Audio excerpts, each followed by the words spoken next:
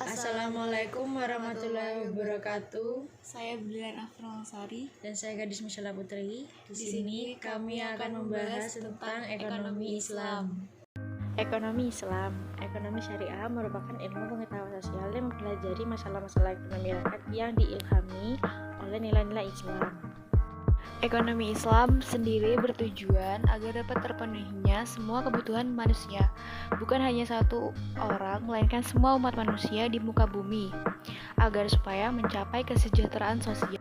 Ada beberapa contoh dari ekonomi Islam, di antaranya yang kita bahas saat ini yaitu perbankan Islam, asuransi, dan pegadaian Islam. Yang pertama adalah perbankan Islam. Bank adalah badan usaha yang menghimpun dana masyarakat dalam bentuk simpanan dan menyalurkan kepada masyarakat dalam rangka meningkatkan taraf hidup masyarakat, yang bertujuan menunjang pelaksanaan pembangunan nasional dalam rangka meningkatkan pemerataan, pertumbuhan ekonomi, dan stabilitas nasional ke arah peningkatan kesejahteraan masyarakat. Perbedaan pendapat di antar bank yaitu badan usaha yang menghimpun dana masyarakat dalam bentuk simpanan dan menyalurkan kepada masyarakat dalam rangka meningkatkan taraf hidup masyarakat. Pendapat para ulama dalam masalah bunga serta bank dikelompokkan sebagai berikut. Yang pertama, Abu Zahra, guru besar Fakultas Hukum Universitas Kairo, dan Dr. Muhammad Abdullah Al-Arabi menyatakan bahwa bunga bank termasuk riba nasi'ah yang dilarang oleh Islam. Oleh karena itu, umat Islam tidak boleh bermuamalah dengan bunga yang menggunakan bank, kecuali dalam keadaan darurat atau terpaksa. Yang kedua, Profesor Dr. Ahmad Zarko atau pakar ekonomi syariah berpendapat bahwa sistem perbankan yang kita pakai sekarang sebagai realitas yang tidak dapat kita hindari. Oleh karena itu, umat Islam boleh bermuamalah dengan bank konvensional atas dasar keadaan darurat dan bersifat sementara. Yang ketiga, sebagai ulama yang lain berpendapat bahwa bank termasuk syuhbat, yakni belum jelas halal atau haramnya. Untuk itu, kita harus berhati-hati terhadap masalah syubhat.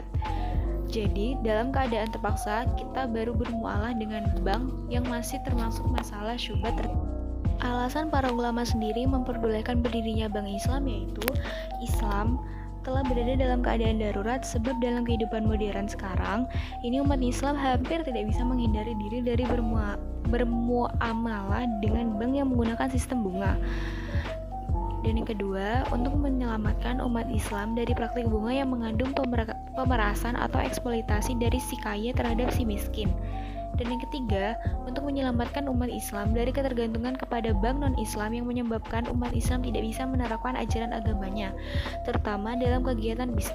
Untuk menghindari riba dan bunga, Bank Islam menggunakan beberapa produk, yaitu yang pertama waidah atau titipan, yaitu titipan uang atau tabungan, barang, surat-surat berharga, atau deposit dengan perjanjian yang telah disepakati. Dan yang kedua, mudarabah atau kerja sama ekonomi, yaitu kerja sama antara pemilik modal dan pelaksanaan atas dasar perjanjian profit dan sharing. Yang ketiga, musyarakah atau persekutuan, yaitu kerjasama antar pihak bank dan pengusaha dalam saham pada usaha atau patungan. Yang keempat, murabahah, yaitu jual beli barang dengan tambahan akta atau cost plus atas dasar harga pembelian yang pertama secara jujur. Dan yang terakhir adalah qardul hasan, yaitu qardul hasan artinya pinjaman yang baik atau lunak, yakni pihak bank memberikan pinjaman kepada masyarakat yang tidak memungut bunga. Asuransi adalah perjanjian antara dua pihak atau lebih di mana pihak penanggung perusahaan asuransi mengikat diri kepada pihak tertanggung yang mengasuransikan dengan menerima premi asuransi untuk memberikan penggantian kepada tertanggung karena kerugian, kerusakan, atau kehilangan keuntungan yang diharapkan atau ditanggung jawab hukum kepada pihak ketiga yang mungkin akan diderita tertanggung yang timbul dari suatu peristiwa yang tidak pasti, atau untuk memberikan suatu pembayaran yang didasarkan atas meninggal atau hidupnya seseorang yang dipertanggungjawabkan. Tujuan mengadakan asuransi dapat dilihat dari segi, yaitu dari pihak tertanggung dan pihak penanggung. Bagi pihak tertanggung, tujuannya ialah agar terhindar dari resiko kerugian yang lebih besar dan mungkin terjadi di kemudian hari akibat suatu musibah yang tidak dapat dipastikan. Adapun bagi pihak penanggung, yaitu mengumpulkan iuran berupa uang premi dari para peserta yang digunakan untuk memberikan santunan atau sumbangan kepada tertanggung yang terkena musibah. Sebagai contoh, Anwar mengasuransikan rumahnya terhadap bahaya kebakaran senilai 50 juta kepada sebuah perusahaan asuransi dengan jangka waktu 2 tahun. Untuk keperluan tersebut, Anwar baru membayar uang premi 1 juta per tahun. Apabila perjanjiannya berlangsung 1 tahun dan ternyata rumahnya terbakar, Anwar akan memperoleh uang ganti kerugian sebesar yang diperanggukan, yaitu 50 juta. Sejak saat itu pula, Anwar terbebas dari pembayaran uang premi. Akan tetapi apabila setelah 2 tahun ternyata rumah Anwar tidak terbakar, maka uang premi yang dibayar Anwar selama 2 tahun menjadi milik perusahaan asuransi tersebut. Dari sekian banyak perusahaan asuransi yang ada di Indonesia, dapat dikelompokkan menjadi 3 macam bidang usaha, yaitu sebagai berikut. A. Asuransi kerugian, misalnya asuransi kebakaran. B. Asuransi jumlah uang, misalnya asuransi jiwa. C. Asuransi sosial, misalnya Suspen, Askes, dan Jam Sostek. Idealnya asuransi yang mengislami itu memiliki visi dan misi sebagai berikut. A. Membangkitkan semangat gotong royong dalam membantu orang lain yang terkena musibah. B. Atas dasar jiwa dan semangat saling menolong antar sesama. C. Menciptakan jalinan silaturahmi dan kekeluargaan di antara anggota dan pengelola. Dasar hukum asuransi. A. Asuransi pada hakikatnya sama atau serupa dengan judi. B. Mengandung unsur hakikatnya ketidakjelasan dan ketidakpastian. C. Mengandung unsur riba. D. Mengandung unsur pemerasan atau eksploitasi, karena jika pemegang polis tidak mampu melanjutkan pembayaran preminya, premi yang sudah dibayar bisa hilang atau berkurang. E. Premi-premi yang dibayarkan digunakan untuk usaha yang mengandung riba. D. Hidup dan mati manusia dijadikan permainan sehingga seakan-akan mendahului takdir Allah Subhanahu wa Ta'ala. Mereka memperbolehkan asuransi dalam Islam, tetapi memberikan batasan dan rambu-rambu tentang sistem asuransi Islam.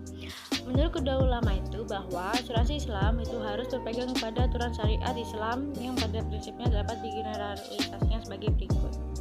A. Asuransi Islam harus berdasarkan penegakan nilai-nilai Islam yang menghindari sistem riba, manipulasi, dan eksploitasi. B. Harus berdasarkan kesepakatan dan kerelaan kedua belah pihak. C. Memiliki prinsip saling menguntungkan kedua belah pihak. D. Harus mengandung kepentingan umum, misalnya premi-premi yang terkumpul tidak digulirkan untuk mencari bunga dan riba, tetapi digunakan untuk kepentingan umat yang bersifat produktif. E. Harus dijalankan dengan sistem mudharabah atau bagi hasil antara pemegang polis dan perusahaan asuransi. Yang terakhir yaitu pegadaian Islam.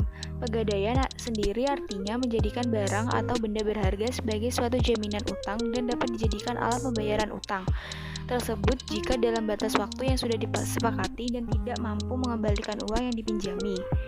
Barang-barang yang dapat digadaikan harus berupa benda yang berharga, tahan lama, dapat disimpan, dan memiliki ekonomi seperti emas, perak, tanah, rumah, maupun kendaraan. Dasar hukum pegadaian sebagai lembaga keuangan non-bank adalah mubah atau boleh. Lembaga pegadaian dapat dikembangkan selama senantiasa mengacu pada sistem asuransi syariat Islam, yaitu menghindari unsur riba, garar atau penipuan, manipulasi, eksploitasi, dan sebagainya. Allah Subhanahu wa Ta'ala menjelaskan bahwa memberikan satu barang jaminan atau menggadaikan itu penting dalam persoalan utang piutang agar tidak terjadi suatu tindakan yang dapat merugikan pihak lain. Pegadaian dalam Islam harus memenuhi syarat dan rukun yang telah ditentukan. Syarat-syarat pegadaian dalam Islam antara lain yaitu 1. Kedua belah pihak melakukan tindakan hukum gadai atas kesadaran sendiri dan dalam keadaan sehat jasmani dan rohani. Kedua, barang yang digadaikan adalah yang menjadi milik penuh pihak nasabah gadai, bukan barang yang masih dalam sengketa atau dalam penguasaan orang lain. Dan yang terakhir, yaitu memenuhi ketentuan yang berlaku bagi pihak penggadai atau perusahaan penggadaian. Rukun pegadaian yang harus dipenuhi yaitu sebagai berikut. 1. Kedua belah pihak yaitu pegadai dan menggadaikan. 2. Barang yang digadaikan sebagai jaminan. 3. Barang atau uang yang dipinjamkan. 4. Ijab kabul. Sekian penyampaian materi dari kami, kurang lebihnya mohon maaf jika ada salah kata atau penyampaian. Jika ada yang ingin ditanyakan, silakan ketik di kolom komentar dan jangan lupa like, komen, dan subscribe. Sekian dari kami. Wassalamualaikum warahmatullahi wabarakatuh.